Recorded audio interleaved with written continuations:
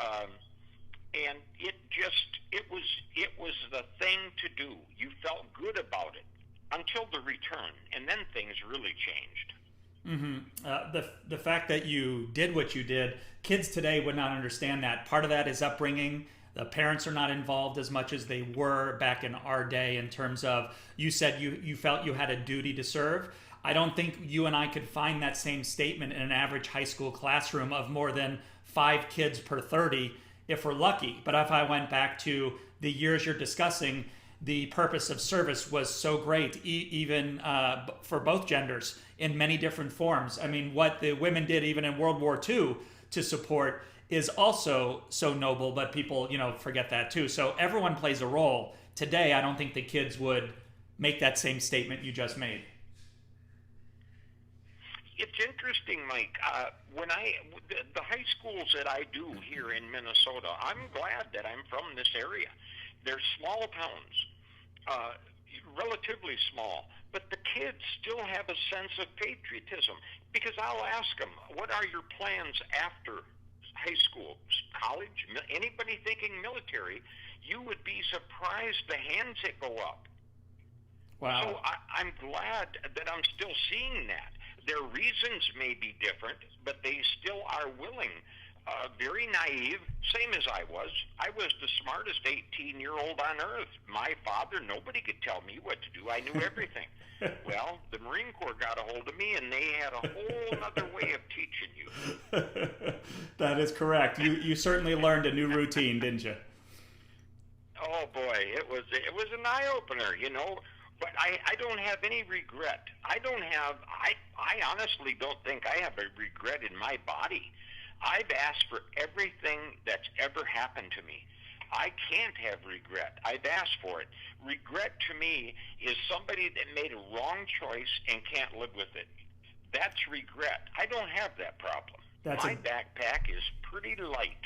That's a beautiful statement, actually. That allows you to live the way you live now and speak the way you speak so freely. I think that's awesome. In fact, knowing now you're from Minnesota, how upset were you to find out over the last many years, back in 2008 to let's say 14ish, that over 40,000 Somalis were brought there, 60,000 to Los Angeles, and more money was spent on that program alone than was spent on the Veterans Administration in total for that same year. That was upsetting to me, just to find out we're supporting a whole regime who doesn't want to be here, let alone barely like us. Oh, that was probably the start of a lot of things that are going on. Minnesota has changed.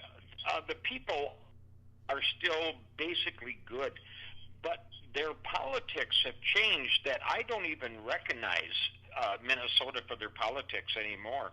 My parents were Democrat, lifelong Democrat. But I remember hearing my folks talk to neighbors and friends about politics, and they could talk. They carried on a conversation. Now, if I say something to a Democrat, they're on me. I mean, they come at me like, and all I did was ask a question. You cannot talk anymore about politics. But that's kind of the world we live in. You're either politically correct or you're every name in the book.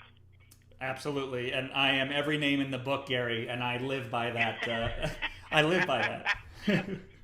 Yeah, I try to bring it up myself. Well, I I can like tell you, watching there are people people angry. in my Give audience, them Gary. something to think about other than their miserable lives. True. There are people that have heard of you in my audience and talked about some. You do a lot of speaking, and I know that. And some haven't heard of your book. And I know you wrote a beautiful letter to me, and I paraphrased some of it to my audience. And here's one of the best things that we barely knew each other, but I felt when I got your letter and your note that I already knew you before. Right after that, like you couldn't have.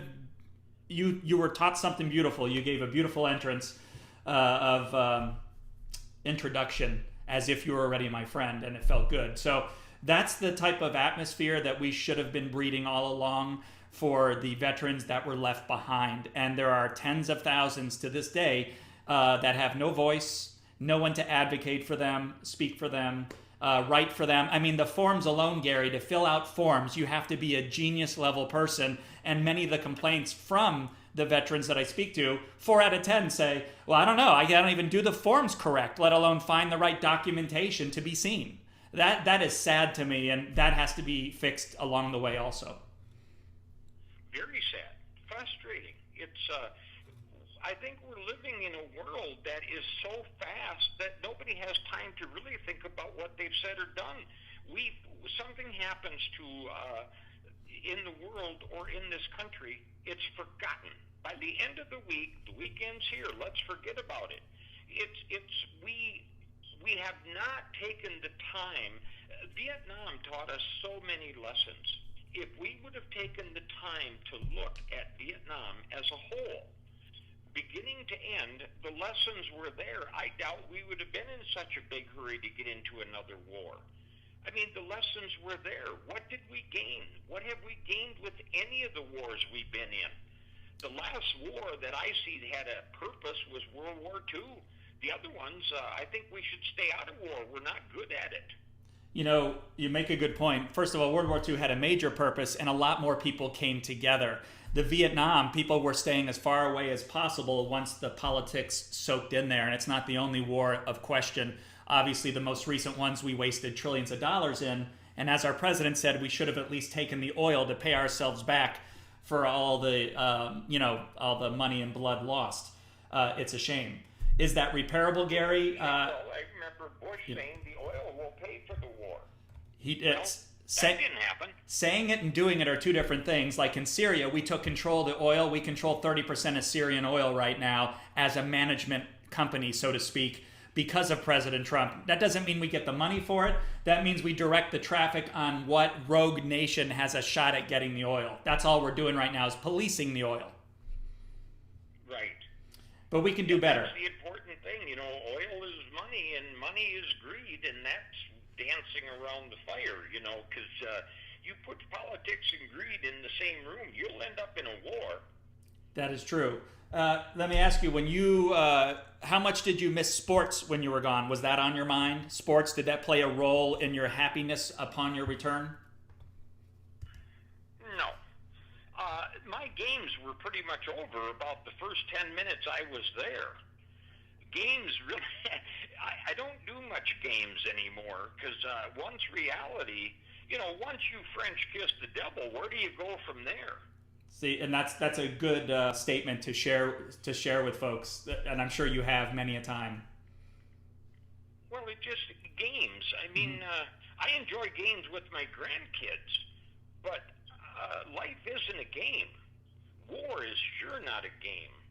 So I think we need to just take a good look inside. What kind of person do you want to be?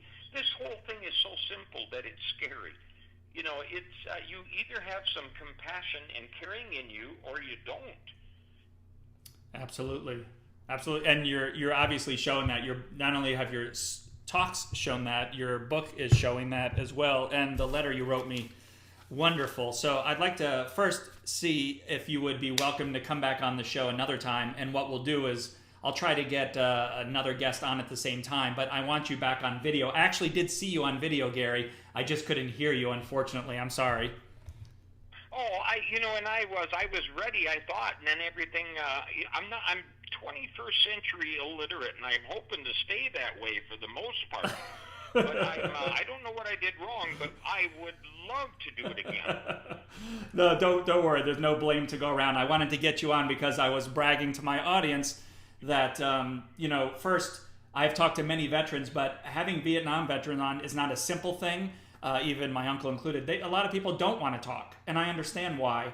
And a lot of things, it's a very personal thing. But I do agree with you. The more talking we do, the better chance we have of making something right and fixing it for the future. It really can. My brother was a Vietnam vet. He died May 12th of '09 at the VA in Minneapolis, and I was holding his hand when he died, and I'm so thankful for that. I am so thankful. His life after Vietnam was either prison, drugs, alcohol, something, and we weren't brought up that way, So I always look at Larry. I took him to the wall the first time together, Veterans Day 1990. Doing things with veterans and talking to veterans, I find the most healing that you can do for them is just to listen. Listen and understand. Their eyes will talk to you. All you got to do is look in their eyes. It tells you the whole story. You know what? But we need more. We need more compassion for people. And I'm hoping whatever country we end up with after this bug, whatever this is, I hope we have gained some compassion. I don't see it yet, but I'm hoping. I'm hoping we become better people. Yes, I'll end with this. When you mentioned compassion, you know, it was hard for my uncle to tell stories, but he had a lot of hand-to-hand combat. And as a kid, when I'm really young, I think, boy, this story is awful cool, Gary. Look at what a hero my uncle is. He is badass. That's how I accepted it. As an adult now, in the 50-year-old range, Gary, I now look at it, and I was reminded by him, and he's still alive, and we talk often each week, and he said, don't forget, I was killing other people's fathers. So, and that's something that you don't think about when you included, when you left to get there, but that's what you're doing. You're killing a father, a brother, you know, a grandfather, an uncle. And when you do kill them, it's not going away. You know, you don't go to war and come home and turn the light off and say it's over. You turn the light off, your war kicks in again.